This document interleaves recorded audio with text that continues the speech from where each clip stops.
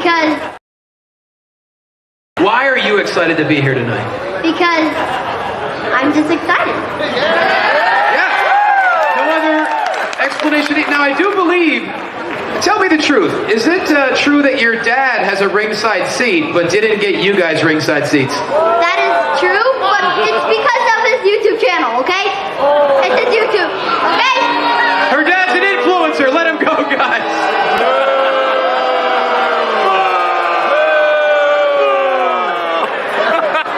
But your dad's awesome, right? Yeah. See, he's awesome! Yeah! Give it up for Claire. Thank you so much, Claire. Hey guys, check this out. I am officially now sponsored by Dubby. Dubby is a clean energy drink made to give you focus with no crash. If you guys are like me, you're always needing a burst of energy, especially with one with no crash. Dubby contains vitamins, amino acids, a nootropic, and 150 milligrams of caffeine. It keeps me awake with no jitters, guys. Check it out. Merch link is in the bio. Dubby. That there's some people in this world that did not tune in to the Alliance Vlog podcast. Shame on you! Shame on you! My name is Ella Envy, and I'm one half of the NWA Women's World Tag Team Champion. And I'm Kenzie Paige, the other half of the NWA World Women's Tag Team Champion. And you better go listen to the Alliance Vlog, what is it called again? Podcast, period. You're ugly. Period. Power approved. Alright.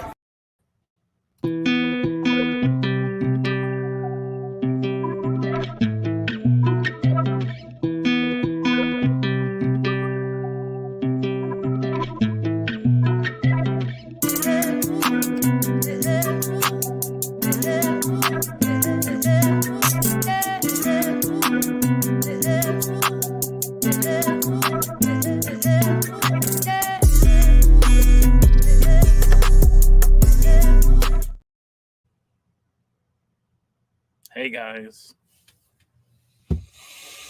what is up? Welcome to the pre-party, a presentation of Alliance-Wrestling.com, your number one source for news and information for the National Wrestling Alliance. You can see I'm down. You can see that I'm bummed out. Because tonight, well, on this episode of Power, it finally airs. Ella Envy, Kenzie Paige no more. Pretty in Power is done. I mean, you still got the Paige sisters, right? Kylie and Kenzie. But man, what could have been? You know, Pretty Empowered, I thought, was one of the best acts that the NWA had. When it started, it was Ella Envy and Kenzie Paige, and the two together won the NWA Women's Tag Team titles by defeating the Hex. Kenzie would go on to hold the Women's Television Championship, while Ella would regain the NWA Women's Tag Team titles by teaming with Roxy. Roxy was an additional member who joined the Pretty Empowered group. And then, of course, we were introduced to Kylie Paige, who also would join the group. Then they would boot Roxy out. Kylie would get the full-fledged treatment. And then she would win the tag titles with Ella Envy. And things were looking up for the trio, where when Kylie and Kenzie held the tag titles at the NWA 75th, Kenzie lost the TV title to Max the Impaler, but would fail upwards and win the Women's World Championship the next day. And all was right with everything Pretty Empowered, but now it seems to have fallen apart. The stars have no longer aligned. There is no favor being shined upon us wrestling fans because our Pretty Empowered is now no more. And, I'm going to be okay. I'm going to mourn this for a little while. It's hard because, those two were something special for the NWA, and now it is no more. Obviously, this is a little tongue-in-cheek, guys. Ella Envy and Kenzie Paige, good friends, better enemies. Hope you guys will tune into the CW tonight to witness probably one of the best Ella Envy matches I've ever seen, and one of Kenzie Paige's really strong matchup too. Kenzie has taken on a lot of good challengers, but Ella, I think, really stepped up to the table. I hope you guys will watch that match.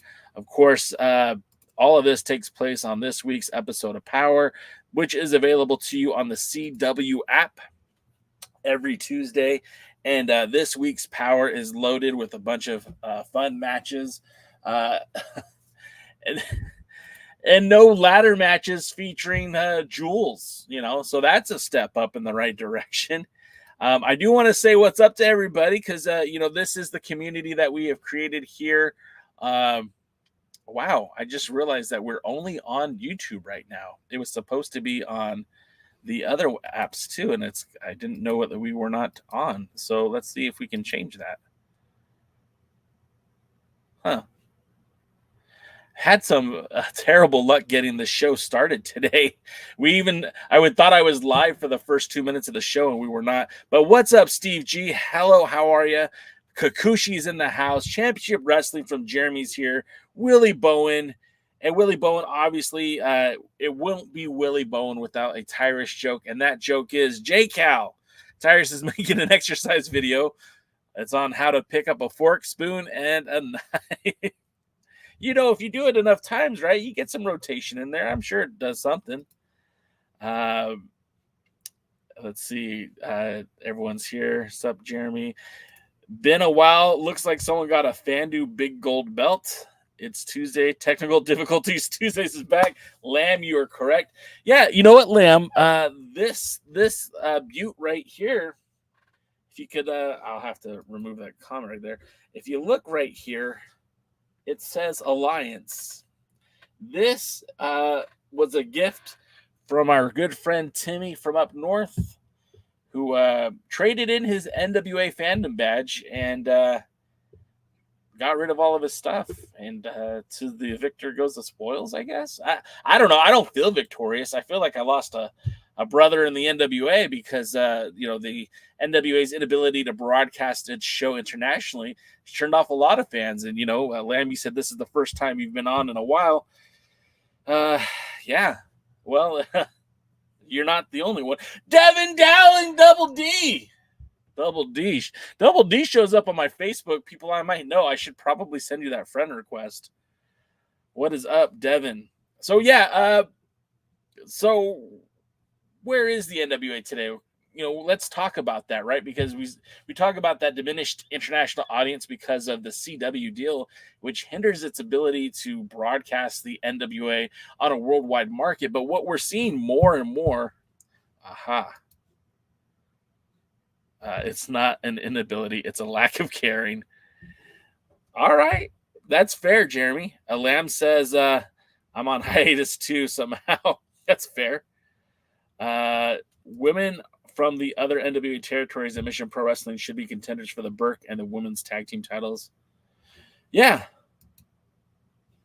Yeah, I mean, look, it's true, right? We have this growing territory system. We do have more women who are making their presence known. And as we're seeing, a lot of the women are starting to travel too. We know that Tiffany Nieves, La Princesa, has been, she is started at Mission Pro. At least that's where she got a lot of her prominence. But she's been a part of Exodus Pro. We've seen her in NWA Chicago. We've seen the likes of Natalia Markova in Chicago. We've seen, we know that Kylie Paige will be at the next Exodus Pro show. So we are seeing the women kind of intermingle on the territories, which is good. This is all bueno for the NWA because the more these talents get some more notoriety and bring that fame to them when they come back to Power or debut for Power, that's going to be a good thing. We also know that the NWA has officially signed a couple of women to official deals. Now, of course, we know we've talked about this. Markova is under an exclusive contract. The King Bees have signed an exclusive contract, and also Reka Tahaka. But it's kind of interesting, the names we haven't seen yet, right? Like I have not seen Kenzie Paige's name or Ella Envy's name or Kylie Paige's name as an exclusive contract. I also haven't seen the names of some of the other talents like Ruthie J or La Rosa Negra. We haven't seen La Princesa, Tiffany Nieves' name, to an exclusive contract. So again, what does the exclusivity mean on that contract? Is that preventing some of the talent from actually inking deals? And will that hinder their ability to grow with the NWA? Or is this going to be one of those deals where they slowly push these talents out? I don't know. And I'm only speculating because there has been no official comment from the NWA what these exclusive deals mean. A lot of us just kind of assume it means that they can't work WWE, that they can't work AEW, and probably not work TNA wrestling as well. But does that prevent them from working with the United Wrestling Network or MLW? Does that prevent them from taking independent booking dates? It's just so many moving pieces. We don't really know. Okay, we're only speculating because, again, those contracts haven't been public. They haven't been made public. We just know that they inked the contract. We don't know where that contract, what that does for them. Wait, Kenzie Paige is not under an exclusive contract? What? Yeah, I mean, and that's the thing, too. Like, I don't feel like the, in previous years, the NWA didn't ink everybody under a contract, There was a point in time where it was only Nick Aldis that had a contract, and then it was Nick Aldis and the champions had contracts, and then things kind of moved around where some champions didn't have contracts. So it's interesting, and I don't know how that's going to play out. Again, no one's really talking about what these contracts entail. Let's see. Dog says, our friends at Dog Pro Wrestling, if you guys haven't subscribed yet, do it. They have finally hit 1,000. So their videos are being monetized, which, again, by watching their video, you're helping Dangerous Adrenaline Wrestling Gladiators grow. They have 2 events that are coming up relatively soon, September and October. So anybody on the Northeast within driving distance of Rustic, South New Jersey, I would recommend heading to Dog Pro Wrestling and checking out their YouTube channel, of course. Hey, Jay, I authorized Jaden to give you guys a scoop on Thursday. The main event for the September 28th event at the Sacred Heart Church in Riverton, New Jersey. Is Riverton, New Jersey Rustic? I don't know. Willie Bowen says, Freya the Slaya, my love, is in NWA JCP. Yeah, and again, might be a good indication that we could see her in an NWA ring soon. Guys, it's a hot summer. Protect your head from the heat with the Alliance Wrestling. Yes. We actually have a couple of different caps up there. We even made a Veamos Lucha Libre hat. If you want to celebrate Lucha Libre at all things Flippy Dippy Wrestling, check out the Veamos Lucha Libre hat, available on our merch spot. Link is in the bio, baby. Rosville's in the house. Double D says, I think Kenzie is NXT bound. I wouldn't be surprised, right? I think of the 3 ladies of Pretty Empowered, I think Kenzie had to do the work. Kenzie put in the work to make Pretty Empower go. Ella Envy, to me, I think has the best character of the 3. I think she's great at promos. She has a great look. I think Ella Envy can be a huge star in the world of wrestling. And that's not to discount anything that Kenzie has done. But I think the biggest star of the 3 is going to be Kylie, because at such a young age, she gets it so much. She understands, and she keeps getting better every time I see her. And I think she's really good. So out of the 3 sisters, or excuse me, not sisters, but the 3 ladies of Pretty Empowered, to me, I think Kylie has the most upside. Kenzie did the work. Kenzie walked so the other 2 could run. We'll see what happens down the road. Roswell says Latimer. Yeah, I haven't seen a notice that Tom Latimer's under a contract. Haven't seen one for EC3 either. So I don't know. Willie Bowen, not a fan of NXT, says stands for nauseated extreme trash. How is Camille doing? The last thing we saw from Camille, she was working a Lucha Libre show. I think it was in Monterrey, Mexico. Not a AAA show, not a CMLL show, just an independent in Mexico. I believe that, like I said, I believe it was in Monterrey, south of Texas. I don't know. It's been reported that she's under contract. If you go to Cage Match, they say she's under contract to AEW, but we have yet to see a debut. And maybe they just signed her so that the WWE wouldn't, which sounds incredibly asinine if you ask me. Let's see. Lamb is pretty sure they don't let those talents work MLW. It's a direct competitor too. At one point, we did see a little bit of crossover between MLW and the NWA. We did see Davey Richards when he was the MLW Openweight champion. He had 2 matches defending that title in the NWA, once against our friend Silas Mason, the former NWA national champion, and then once again against Colby Carino. But we haven't seen him since. I know that he did kind of walk away from the business. I don't know how long-term that is. So, again, we don't know if that was an MLW-NWA relationship building or if that was just taking advantage of Davey Richards, who was open to working with the NWA. I don't know. Steve G says the NWA should sign the Tonga Twins, Vicky Lynn, McCoy. They're gone from WOW. We know that the Tonga Twins,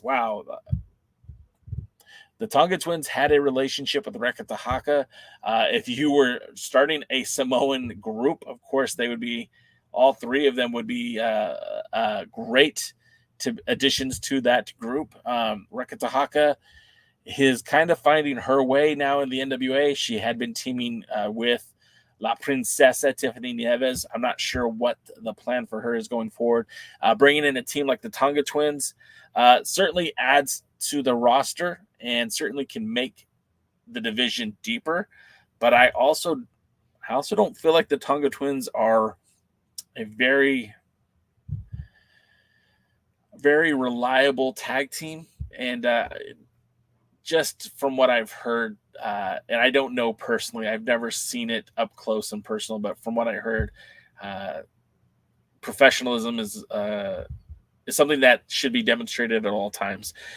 Double D says, I saw a page on Facebook that was saying Camille is with Braun Strowman. I had to shut that shit down quick. I think at one point they might have been an item. I don't have the know-how to look that up, but I think at one point they were together, but that was a while ago. It means that we get a graphic to mark out to like AEW. Yeah, I guess. Let's see. Wait. Dog Pro Wrestling is up near me. It's in New Jersey. It is for the longest time, Dog ran their events in rustic Glassboro, New Jersey. They have since moved on from that location, and their next 2 events, as we mentioned earlier, one of them is in Riverton, I believe, and the next event is going to be in Pennsville. I have it right here. Pennsville, New Jersey, at the Pennsville Middle School. So, Double D, if it's within driving distance, brother, you should go out there, because I really feel like Dog puts on events that are worth attending. It's worth your money. You'll enjoy the show. They might not use some of the top names that you'll see on TV, but they bring a great mix of talent, from people you've never heard of to people you remember. I think Fala Ba is going to be on the show on the Friday, October 18th in Pennsville, but we don't know much about the event that's happening in September in Riverton. Let's see. More comments. Well, or watch Dog Wrestling as soon as J. Cal is done with the pre-party. Dog puts on some of the best events in all of Jersey. That's right.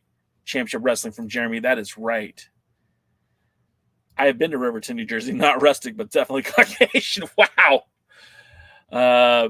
Yeah, Lamb, at one point, Pretty Empowered was at one point a foursome that featured Kylie and Kenzie, Paige, Roxy, and Ella Envy. Roxy was never a full-fledged member, more like a junior cadet. They treated her very poorly and then kicked her out. But yeah, Devin Dowling says, yep, I'm with you. Kylie is the future. I'd like to see either Tonga Twins versus Max. Max would eat their lunch. Dog hopes to see you at both events. There you go. Steve G, the Beast versus Maxine Taylor. The Beast would be interesting. Again, a lot of the WoW talents I don't think are at a high level. I think they do just enough to make it work for WoW. I was very impressed when I saw the Beast. I've been to one WoW taping. I was supposed to be at two. Scheduling conflicts kept me from making that second event. But the Beast was very impressive to me. My favorite, of course, would be Ruby Reyes, also known as La Reina. I forgot what her La Reina something or other. Sorry, Reyes. My brain is not working today. I seen Davey Richards in Seattle once with Defy. Yeah, Defy. I'll be at an event. I think it's in 2 weeks. It's going to be Defy working with Prestige and West Coast Pro Wrestling in San Francisco. I'll be flying up for that event, and I'm so excited about that. Devin Dowling is excited to go. September 28th in Riverton, New Jersey. October 18th in Pennsville, New Jersey. I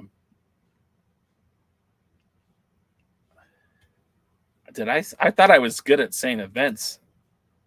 Wow. Guess not. Willie Bones says Princess Aussie versus Kenzie Paige. Yeah.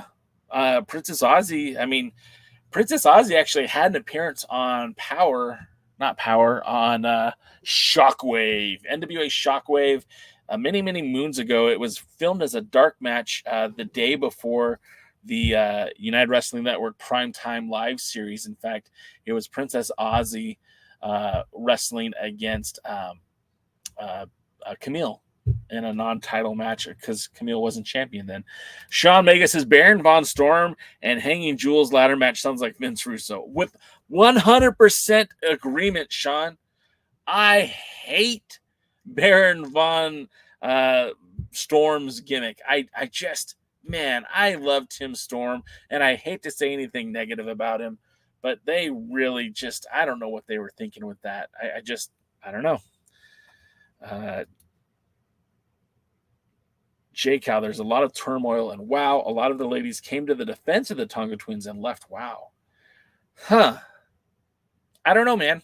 I don't have a great source of news and information for WoW. I just kind of know what I know. I know Heidi Howitzer left WoW indirectly because of some of the talents weren't very professional. So, yeah, I don't know. I think WoW, we were talking at Reina Del Rey. Thank you, Willie Bowen. Thank you, man. My brain wasn't working. Reina Del Rey. Thank you. As far as WoW goes, like, I think there was a moment where it would have made a lot of sense for WoW and the NWA to do a crossover. I still think that could work. I just don't know how it would at this point. With the NWA being on CW, I know for a while WoW was on the CW app as well. I think that's changed. So I don't know if it makes sense at this point. But, you know, with the NWA lacking incredible, talented women, by partnering with WoW, you would have... Why did I say it so weird? Wow. By partnering with WoW, you have access to a lot of incredible athletes who would do nothing but bolster the women's division. And, of course, cream always rises to the top. If you had talents in there, I mean, look, Maxine Paylor versus La Reina Del Rey, now you're talking. Let's see. The Beast would have been a great opponent for Camille. Two powerhouses, right? Markova really against anybody on that roster. That WoW roster is not exactly deep with the greatest of wrestlers, but there are some really talented women in there that I think would definitely help the NWA had that worked. Let's see. let's see. That Baron thing is trash. They tried to make it work, and God love them. If that means that we're going to get more Tim Storm wrestling, I guess I'm good with it. It just doesn't make a lot of sense while Jax Dane is being his handler. They were rivals and friends and rivals and friends, and I just want to see Jax Dane wrestle. I want to see him involved with interesting storylines. And Baron Von Storm to me is. You're right. It is very Russo-esque. He snapped in the middle of a match, and now he thinks he's, Baron Von Raschke, the Iron Claw. I don't know. It's nice to see Ella Envy is getting an opportunity to wrestle for the Women's World Championship. I agree. I love Ella Envy. I've said that many times. I think she is super talented and has a great character. Personally, I think if they're going to, since they split her from Pretty Empowered, it would make sense that using her and Samantha Starr as a tag team could be very interesting. Keeps her away from Kenzie and Kylie, helps bring some more credibility to the women's tag team division. Because let's be honest, there's one real tag team right now in that women's division. We've been talking a lot about women's wrestling today. It's the hashtag Womentum, but I do feel like that's important, and that the NWA should capitalize on having somebody like Ella Envy, who kicking and screaming can maybe help bring Samantha Starr to that next level. And that's not, I guess I was kind of mean. Ella Envy is a very talented, credible athlete. Samantha Starr has shown me at times she can be really good, and at times I question how good she is. But maybe putting them together, they could hide some of those weaknesses and have a very solid tag team.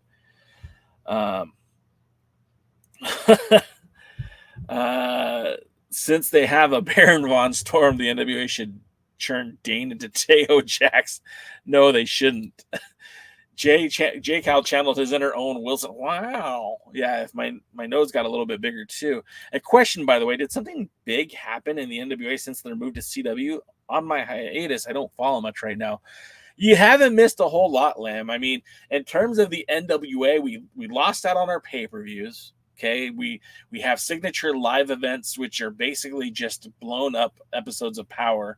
And honestly, it's gotten to a point where I don't really know the difference anymore. They call it, it's the Crockett Cup signature live event. But it's just an episode of Power. There's no real difference. That I feel hurts the continuity of the program, because when there were pay-per-views, they had these legitimate starting points and stopping points where this season started, this season ended. Now it's just they're creating a new season because a signature live event is over, but there's no real break in the action. I don't like it. I wish I went back to the pay-per-view system, but again, it's the NWA. It's not me. And then in terms of have they brought in some big names? Not really.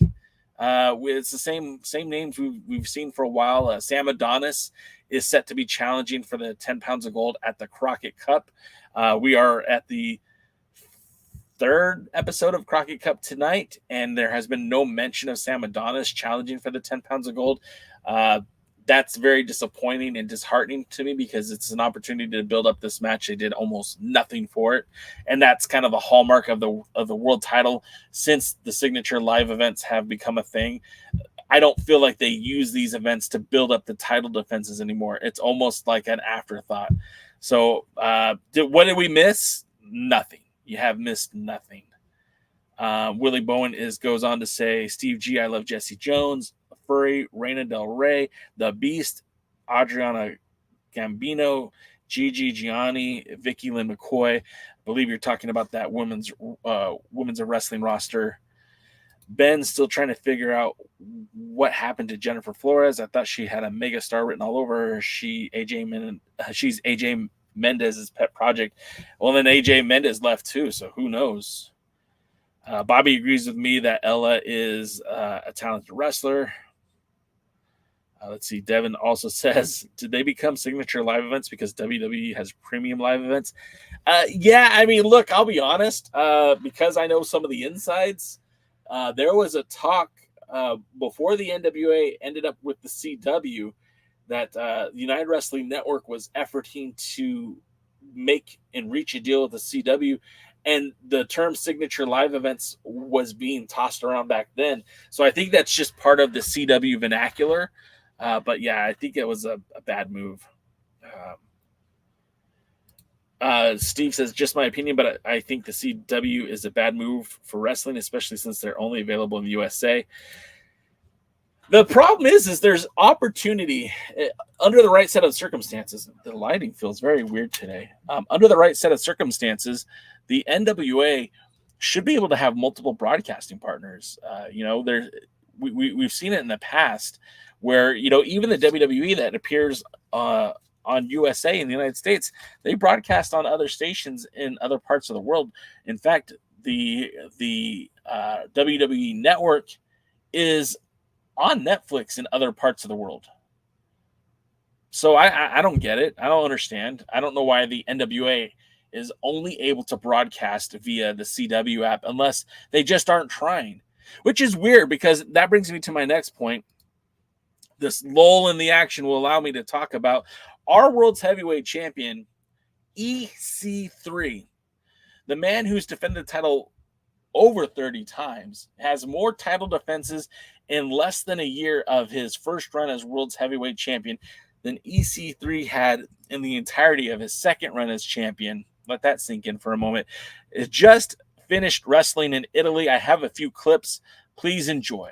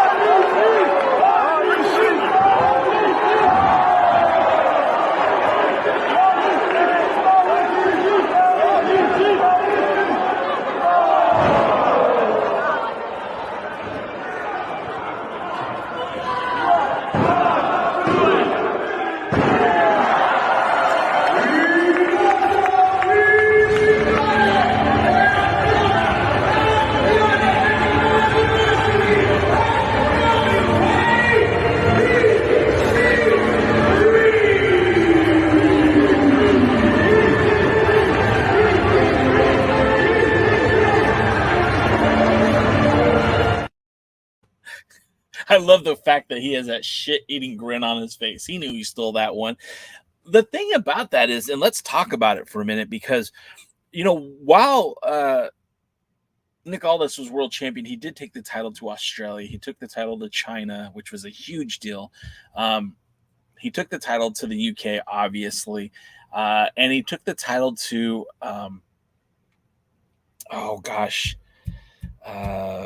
Poland. Yeah, he took the title to Poland. So that's pretty impressive. And I don't want to take away from any of that. But keep in mind that in less than a year, EC3 has taken that title to about 16 of these United States, including Puerto Rico, but has also took the title to the UK, has taken the title to Canada, taken the title to not just Japan, but all Japan Pro Wrestling, has taken the title to France and now Italy, did that over the weekend. And he's not even a year into his run. Oh, and Australia. I don't want to leave out Australia. He did defend the title in Australia as well. So that tells me that our pal EC3 has really been racking up some impressive mileage on his frequent flyer card. And I know I see some of the comments already. It doesn't, and I don't want to go too much into the debate here about who's better, but we have to at least respect the fact that EC3 is out there trucking, right? He's trucking. He's taking that title, the 10 pounds of gold, anywhere and everywhere. He's been here in Southern California. It's been in Italy. It's France, Australia, the UK, Canada, West Virginia, Florida, Alabama, Tennessee, Texas. There's more. He's scheduled to go to Alaska, freaking Alaska. So I don't know, man. I'm excited for what he's doing as champion. What I would love to see is if we could get him, EC3, a real strong foil, an adversary, an opponent, somebody who could bring the best out of EC3 on a nightly basis, not just in the NWA, but maybe everywhere. A nemesis that he could tour with, and they could battle back and forth, become really chief rivals. You think about Ric Flair, he had Dusty Rhodes, he had Sting, he had Ricky Steamboat. You think about Adam Pearce, he had Colt Cabana. Sting had Ric Flair, obviously. Christian Cage had Kurt Angle. All these champions of yesteryear had an adversary, had a rival. I mean, look, even going back to Jack Briscoe had the Dory Funk. There was always a rival, and the fact that there is no rival for EC3 and the NWA has not built one for him, it seems pretty disappointing. I mean, look, you could put him in the ring with everybody on the roster, but without a strong storyline to be built around that, it's kind of lackluster. I mean, you had the match with Matt Cardona. It was the ultimate match of death that was built on almost nothing, except for the fact that Cardona never really lost the title and wanted another shot at it. Then they put him in the ring with Jay Bradley. Fun match, but nothing special. Jax Dane. Jax is a former Worlds Heavyweight Champion. There was some history there. The fact that he's held every title in the NWA. At least he got a title match, but again, it wasn't anything that they built up to get us super invested in. He had the match against Tom Latimer. Again, nothing really built up. He had the match against Silas Mason. They did everything they could to build it up. Well, I should say that differently.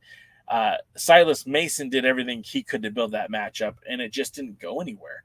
And my problem with the NWA as it stands when it comes to that 10 pounds of gold, when it comes to EC3, is that he could take that title everywhere and wrestle everyone, but without a real rival, without a real obstacle that's that thorn in his side, that whether it's a face or a heel, but somebody to just be his rival, I feel like it's kind of for naught. Nick Aldis even had, he had Tim Storm, Cody Rhodes, and Marty Scurll, Trevor Murdoch. Those were kind of his rivals as World's Heavyweight Champion.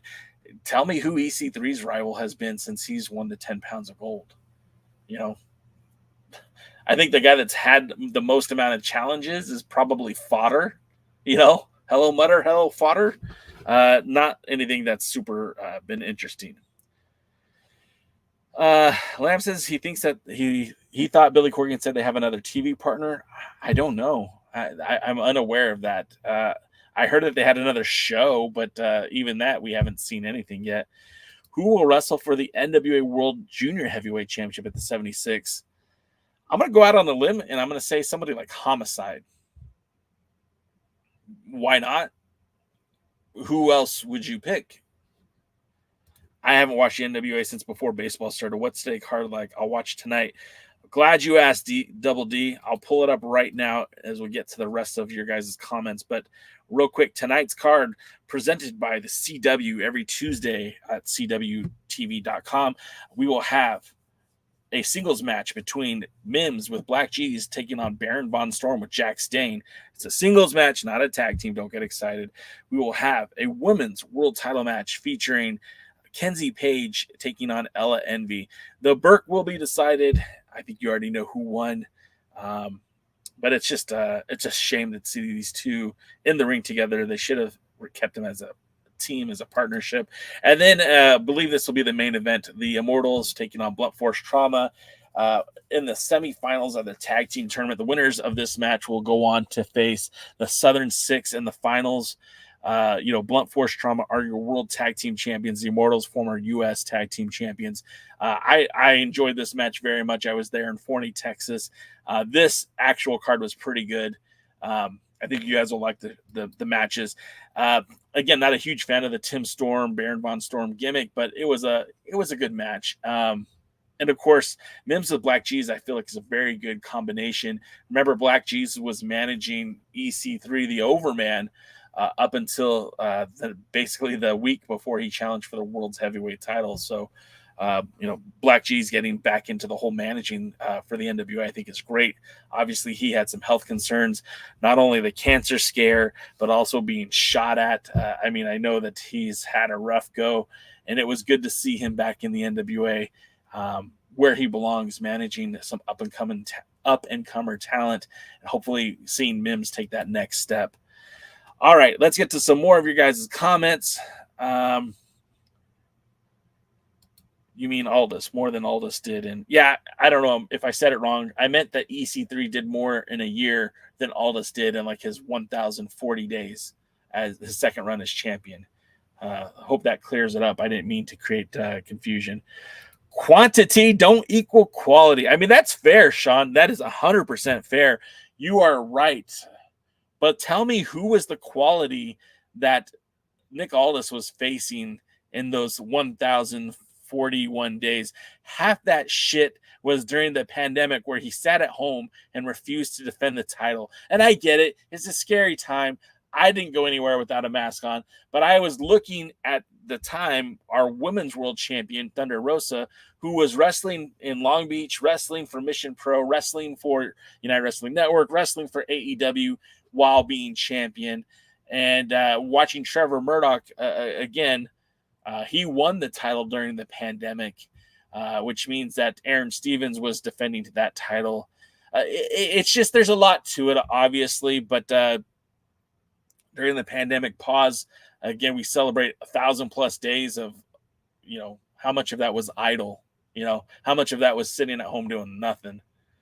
I mean, let's call it what it is. Nick Aldis had an amazing run as World's Heavyweight Champion when he beat Tim Storm, and that amazingness ended when he lost the title to Cody Rhodes at All In, and that's just how it is.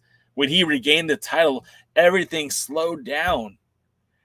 What he was able to accomplish in reign number 1 was immaculate. China, Australia, the UK, taking on some very notable names and opponents. The feud with Cody Rhodes, which dominated being the Elite, the YouTube series, the 10 Pounds of Gold series, and more or less was the main event of All In. Versus what he did afterwards. Dicked around with Marty Scurll. It was, what did he do? Who was his chief rival? He basically prevented Tim Storm from challenging for the title again. Ducked Eli Drake. What did he do? Nothing. And then until they put Trevor Murdoch against him. And then, of course, that was some interesting storytelling. But again, it was in the last leg of his run as champion. EC3 works everywhere but lacks exposure. Hold the 10 Pounds of Gold series still there, if only. Yeah, I agree. If they had the 10 Pounds of Gold, I feel like a lot more people would be talking about EC3. We on the surface are not even getting a lot of EC3. We're not getting, when Nick Aldis was wrestling in the NWA, the spotlight was on him. He was the NWA. There are a lot of moving pieces in the NWA today. And, when we look at Power from season 1 to Power now, how many times would we get Nick Aldis on the camera, on the mic, cutting a promo in the ring? A lot of times he wasn't even wrestling, but he was always there. And that's not what we have with EC3. It's a little bit different. We have EC3 when he wrestles. Sometimes we'll cut a promo, but it's not like he is the only thing that matters in the NWA. So it's kind of been a paradigm shift in terms of how the characters are presented. Nick Aldis was the NWA. EC3 is a part of the NWA. And I think that's a big, big difference. The setup doesn't look bad, but where was that? It looked empty. The venue is actually pretty full. It was in Forney, Texas at the OC complex. It was a great venue. It's where a lot of Texas promotions currently run. But I feel like the floor plan was flawed from the get-go. And really, the hard cam should have been maybe on the opposite side. But nevertheless, NWA Pro Wrestling should never lost its overseas fans. I agree. I don't know what they could have done differently. But, yeah, I agree. Is there still lacking Is there still lacking of building up Latimer? They've been giving Latimer a lot of exposure, and he said that he's not going to forfeit the national title to challenge for the 10 pounds of gold, that he's going to build up the national title. He's saying all the right things, but even him, like, he doesn't have a chief rival either. Who's the guy that's going to push him to be better if he's just facing randos every time he's in the ring? EC3 got his own promotion. He can create a credible opponent and feud if he wants to. Sean, I think we're seeing that right now. Richard Holiday is part of the Exodus Pro roster, and I feel like they're building up to a match between EC3 and I just said his name. Why did I forget it? Holiday. Richard Holiday. I think that's whatever. That's not good. EC3 doesn't have anyone to work with in the NWA because Billy has no idea what he's doing. I mean, there's something to be said with that. Billy is the modern day Russo, all flash, no substance. You know, he said he grew up on Chicago wrestling in the 70s, and it was very, you know, old school style of wrestling, but nothing I see from him proves that. You know, he was working behind the scenes with TNA. He was, you know, touch and go with ECW. Why not use some of that? But Jeremy, bro, how many years plan? We are already what year? Gosh. So we are bought it in 2018. It's 2024. That's 6 years. 6 years into a 20-year plan. No, we bought it in 2017. So 7 years. Anyways.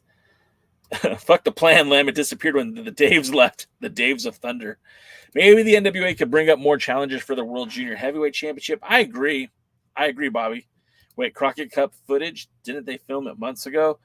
Lamb, they filmed the Crockett Cup in May, and I'm actually surprised we got it this early because they filmed another month's worth of tapings before this.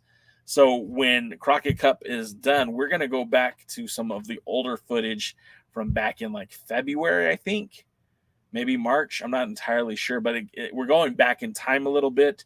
And then they shot stuff immediately after the Crockett Cup, which will probably take us to the anniversary show. Black G's is my dude. So happy he's back. He was a star with Clearwater. Don't do that. Nick Aldis was our champion. He was our champion with the first reign. We're going to debate that on Thursday, and I don't know where Jaden and DKM are on that. And they might agree with me, and they might disagree with me, and I don't know what to expect. And she put Camille all the way over. That's right, Rosville. Don't forget that. Watch that match. She dropped. Yeah, I mean, I think Thunder Rosa made Camille that night, for sure. Eli Drake would have been a great challenger for Nick Aldis' 10 pounds of gold. I agree. Aldis was slowed down because of power. All things come in price. Would you rather have a world champion appear frequently on power but seldom traveling, or the opposite? I'd rather have the opposite, Doty. I would have rather had Nick Aldis out there defending the title. You introduced a TV title. They had a title that was perfectly suitable for being the top prize of power. Since then, they've made so many more titles, and the territories now have titles, and the territories have titles, and it seems a bit much. Anyways, it's 2024. There's no excuse for NWA territories to be dark. I don't know what you mean, Sean. Explain. What if NWA Pro Wrestling were on Netflix or Hulu? It would be great. I would love that. But I don't think they're going to be on Netflix because Netflix is signed to deal with the WWE, and Hulu more or less is a Disney property at this point. And although I wouldn't say never, I just don't feel like that's going to happen either. Power booking is not good. The other bookings are better. JCP does it better. I've said it, Rosville. I don't know if you've heard me say this in the past, but I feel like Joe Kazana Promotions really captures the essence of what the NWA was, and in my opinion, what the NWA should be. They do it right. Joe Kazana's got a great head on his shoulders. That territory, I think, is going to be the hallmark of the NWA in just a few years. I don't know what the future will hold for Power or the NWA and what the plan is. going forward. But Joe Kazana Promotions is really holding it down in Tennessee. We have upcoming events for Joe Kazana Promotions, Exodus Pro, Crossfire, NWA Chicago. All these promotions are working together to put on these events, but Joe Kazana is doing something special there in Decatur, and I think that we should all be paying attention. Yep. Lamb, it was great having you swing by, brother. Anytime, please. To be fair, Russo will keep the entire roster busy at just stupid gimmicks and storylines. Corgan don't even give you storylines. No, there's no storylines. Very little storylines. Jeremy, yes. Strictly Resistance. I forgot about that. Yes. Heather Monroe and Sandra Moon would be great opponents for Kenzie Paige, NWA Women's World Championship. Yeah, I agree. I think either would be a great challenge for the Burke.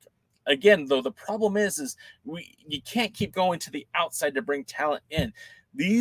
All of these champions need rivals. All these champions need challengers. I mean, look at Max. Max hasn't defended the NWA Women's Television Championship since January. And although Max had a defense of the men's television champion against Jake Dumas a couple months ago, we haven't seen that title being defended at all. And the men's title was the hallmark of that power season when it came back. Remember, Elijah Burke, the Pope, as world television champion, literally was defending that title. If he wasn't on TV defending, he was on commentary talking about the competitors challenging for that title. That's ultimately where that TV championship should be. It should be a weekly or every other week title defense. And the fact that we don't see that title being defended is such bullshit, honestly. And I get it. You wanted Max to be unique and special, and you wanted to show how dominant Max is, and that's all good and fine. But to the detriment of the rest of the roster, at the detriment to the two championships. I mean, look, Max could have been the men's television champion and feuded over that title with other roster members and allowed the women's championship to be free for somebody like La Princesa Tiffany Nieves or Ella Envy or even Natalia Markova. In the interim, that title hasn't been defended since January. And maybe the title match has been filmed, but we haven't seen it. So if you can only go off of what we've seen and what has been presented, that TV title might as well be nothing. It might as well be non-existent. Everything that Kenzie Paige did to build that title up, Max is kind of just, and I don't want to blame Max. I don't think it's the champion's fault. I think it's the promotion's fault that's not, again, presenting an interesting storyline for Max to defend that title, to defend both those titles. We're not getting that. We're getting avoidance.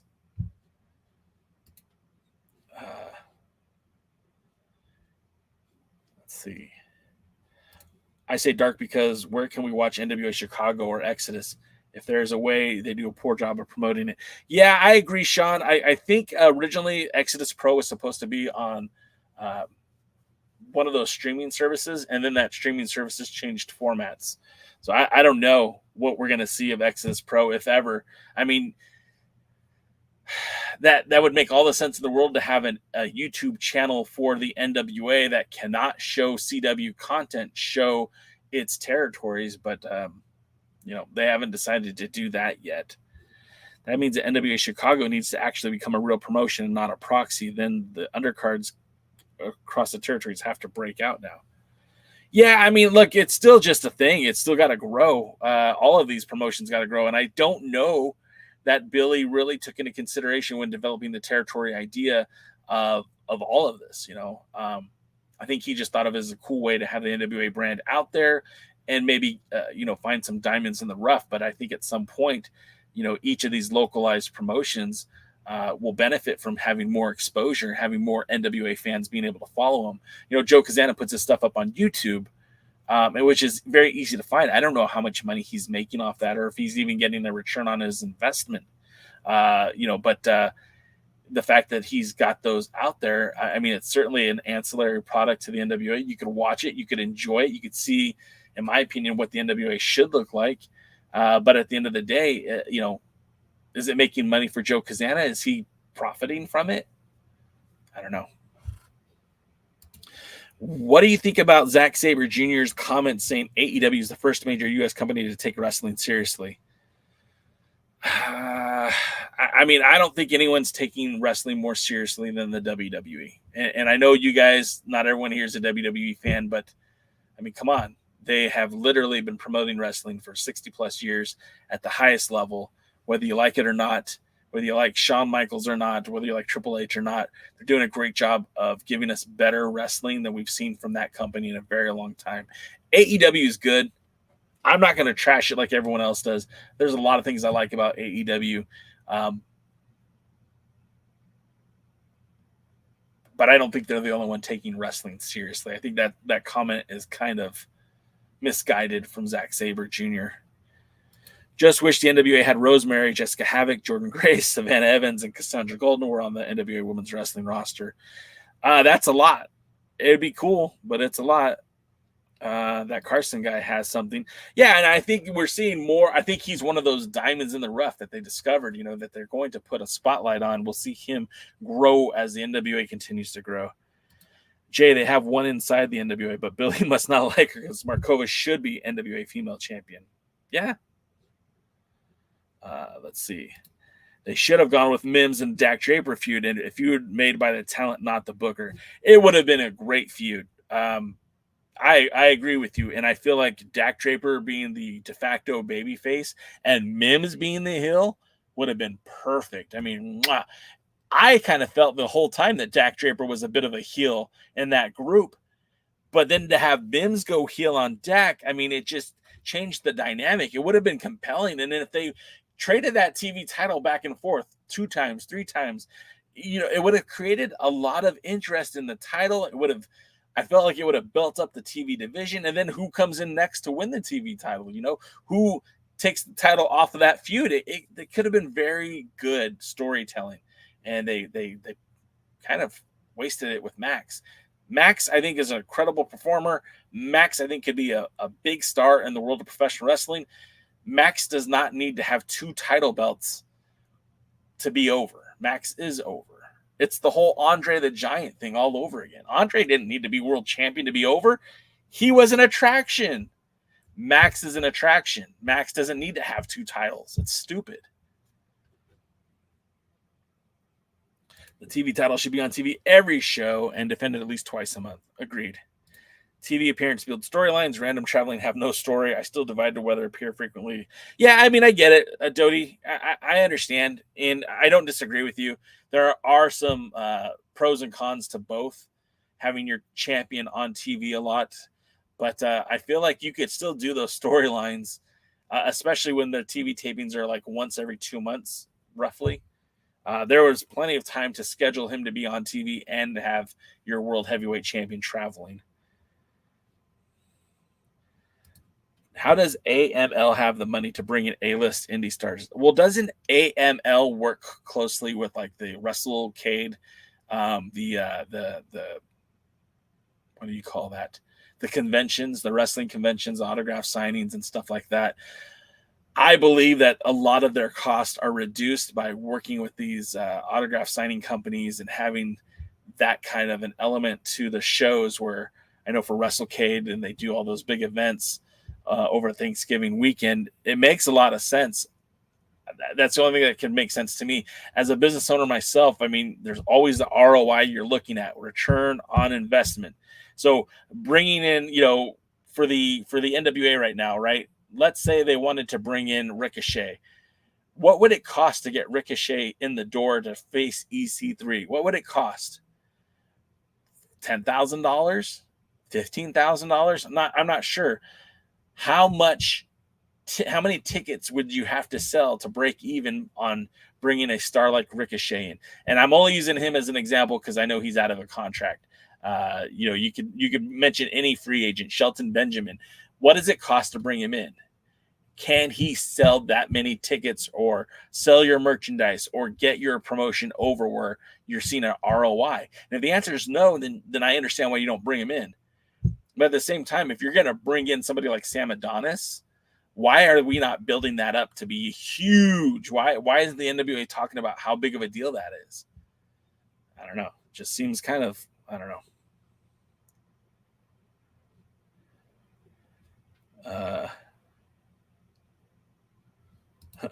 Yeah, Willie does want the knockouts in the NWA. Where's Jordan Clearwater? The best I know is Jordan Clearwater has taken a sabbatical from pro wrestling. I believe it's been to focus on his bodybuilding career, which I think that's what his focus is at right now. I've heard that he might show up somewhere, but I don't know where. I don't know where we'll see him next. I like Jordan Clearwater. He's a former United Wrestling Network world champion, former TV champion, national champion. I feel like Clearwater could have been a bigger deal in the world of wrestling, but maybe he just didn't see the opportunities present themselves and decided to go elsewhere. I don't know. So I guess you don't think the NWA is a good place right now. The partnership with CW isn't working out. I didn't say that. I feel like there's always been opportunity with the NWA, always been opportunity with the Lightning One era. And just because they don't do things the way I would do them doesn't make them wrong. Look, at the end of the day, Billy has to look at his wallet. He has to look at those bank statements. Is he making a return on his investment? That's really, I mean, unless this is just self-indulgent narcissism, you're running this to make money. You shouldn't be feeding your ego. It shouldn't be, a vanity project. Pro wrestling should be about making money. If you cannot make money with promoting wrestling, then you shouldn't be promoting wrestling. I think that's pretty simple. And if Billy is making money doing this, then keep doing it. Keep doing what you're doing.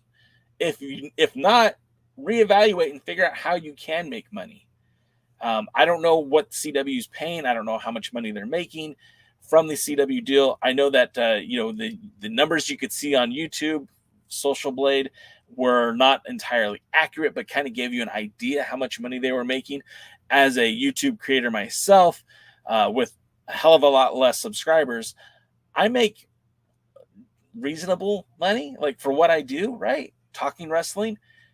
I don't put a whole lot of money into this. Billy's putting thousands of dollars into it. So if his returns on investments aren't in the thousands, then going to CW might have been a better deal for him. At the end of the day, though, it's like you want to be operating as a profit. Your business could be a tax write-off, but after 5 years, you got to start making money, or I don't think you can write those same expenses off. A lot of the UWN wrestlers are missing. Some of them are injured. I know Kevin Martinson is hurt. UWN has kind of been on hiatus, so it's kind of been a bummer. I don't even know what the women's TV title looks like. It's the black belt with like the silver star. I don't know. Hi, here late, but just wanted to check in and boo EC3. Pam, come back on Thursday. We'll be talking a lot more about EC3 so that you can boo him. AML or SICW is what I want the NWA to be. You talk about history and tradition, then the NWA should also frequently FanFest convention. I don't disagree with that. I think that would be an amazing idea. I know that the early NWA events, when Dave Lagana was still around, always had meet and greets, and they brought in legends, and I felt like that created a much more greater community for the NWA fans. It really linked it to its rich history and tradition. Now I don't feel like they lean on that much anymore, and I think that's disappointing to me. What are your thoughts on Conan's comments? He said the AEW isn't hard to work with, and that what goes around comes around, that TK could have his fun now, but he will get his. I'm not sure what you're saying, pal. What are your thoughts on Conan's comments? He said AEW isn't hard to work with. I think that's a compliment, right? What goes around comes around. That sounds like he's not happy with him. I don't know. I'm not sure. Is hard to work with. Okay, that makes it a little bit different. I don't know, man. Conan is his own breed, and I know he's burned a lot of bridges in the past, but he also manages to rebuild bridges. Conan has worked for Lucha Libre AAA and then has been fired and rehired and worked with The Crash and then left, and worked with MLW and left, worked with TNA and left. I don't know. If CMLL wants to work with AEW and Lucha Libre AAA has wanted to work with AEW, New Japan Pro Wrestling wants to work with AEW, then I think that Tony's doing something right. Steve G, you're the man. Appreciate you, brother. In the tournament, I pick Hangman, but I'm a Danielson guy. I love Bryan Danielson. With so many names getting signed to the NWA on Thursday, we'll talk about who's a lifer for the NWA. I mean, we could get to that, Noob. I don't know, like, if we get to it, yeah. I mean, look, it's pretty easy to identify who is a lifer. It's the people who, you know, to be honest, I don't know that anybody's going to be an NWA lifer. I mean, we all thought Nick Aldis would be an NWA lifer, and here he is on SmackDown. So I don't know. You call it his passion project. Sure. Trust the process. I mean, yeah, David, sure. The process is 7 years in the making, but yeah, let's go. Willie says Coastal should be affiliated. Yeah, Coastal's a great company, but they're kind of independent unto themselves. They should have a working relationship with the NWA. Hell, they should be part of the NWA, but they are not. And until that changes, it is what it is. Shouldn't the Southern Six be booked outside the NWA to help bring eyeballs? They can wrestle for a trios championship anywhere. An NWA branded faction can help bring in eyeballs, right? Matthew, I agree 100% with that statement. Southern Six is fantastic. You know, Alex Taylor, your world junior heavyweight champion. Kerry Morton, former world junior heavyweight champion. Silas Mason, former national champion. You got the Southern Six in the finals of the Crockett Cup. The momentum for that trio is great. We don't see them really work much as a trio outside of the NWA or the NWA affiliated promotions. Kerry Morton does a ton of work with GCW. I don't see Silas Mason or Alex Taylor flanking either his left or right when he's there. And again, that's GCW's decision. I think if somebody wanted to book Southern Six, I don't think there's anything preventing them from booking the Southern Six.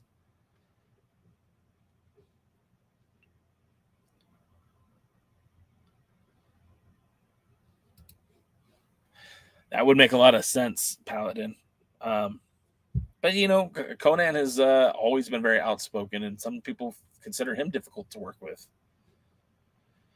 Billy Corgan has a master plan. I know he is doing something big behind the scenes, but I can't put my finger on it. Hey, I hope you're right. Good thing the NWA signed Smalls. I mean, look, he had offers from the Micro Wrestling Federation. I don't know. I don't want to make a joke about it. I've heard nothing but nice things about Eric Smalls. I just feel like if you don't have a mini division, what's the point? Because I don't want to see Spencer Slade versus Eric Smalls again. And how many times can you run Rolando versus Smalls to make it meaningful? That's awesome, Jeremy. I can't repeat it, but that's awesome. The NWA Mid-America Championship, what area is it going to be in? Probably Tennessee, considering there's two promotions there. And, you know, to be honest, Ohio isn't that far from Tennessee. And, you know, Chicago isn't that far from Ohio. I mean, I could see it traveling to all those places. Aren't you supposed to lock down talent that other companies want? Yes, I think that's the joke. All right, guys, we went a little bit late today. Oh, well, okay. Matthew Underwood said, what's next for Joe Alonzo? He's going to sit there and manifest another contract for himself, I imagine. He's a good talent. I don't know what went wrong between him and the NWA. He says that they left on amicable terms, so did Missa Kate. So who knows? Maybe we'll see them again or not. I don't know. But I only wish the best for both of them. I really liked Missa Kate. I really liked Joe Alonzo. So we'll see how that all pans out for both of them. But, you know, fingers crossed, hoping that they will have a productive and excellent career outside of the NWA. Hey, if you want to come back later tonight, I'm going to be interviewing Honest John. Honest John recently challenged for the NWA Worlds Heavyweight Championship. He is also a standout here in Southern California. We'll be doing that, I believe. We'll be doing that at 5 p.m. here on the West Coast, 8 p.m. Eastern. And then after the show, it'll be available on all of our podcasting platforms, you know, Apple iTunes, wherever you listen to your iTunes, your Spotify, wherever you listen to podcasts at, that's where it'll be. I do appreciate you guys making me part of your Tuesday viewing habits. We are the NWA fam. We are one community. As much as we love or hate the NWA, we're still talking about it. And hope you will join us on Thursday. On Thursday, when DKM, Jaden, and I will be discussing EC3 versus Nick Aldis and who really is the overman or the national treasure, who was the better world's heavyweight champion. But that's going to do it for us, guys. Thank you so much for being here. I do appreciate you. And until next time, we'll see you at the matches. Thanks for checking out the pre-party, a presentation of Alliance-Wrestling.com. You should hit that subscribe button and join our community. I also want to remind you that we recap NWA Power every Thursday at 8 p.m. in the live stream. We try to stay social, so find us at the Alliance blog. And until next time, we are the Alliance.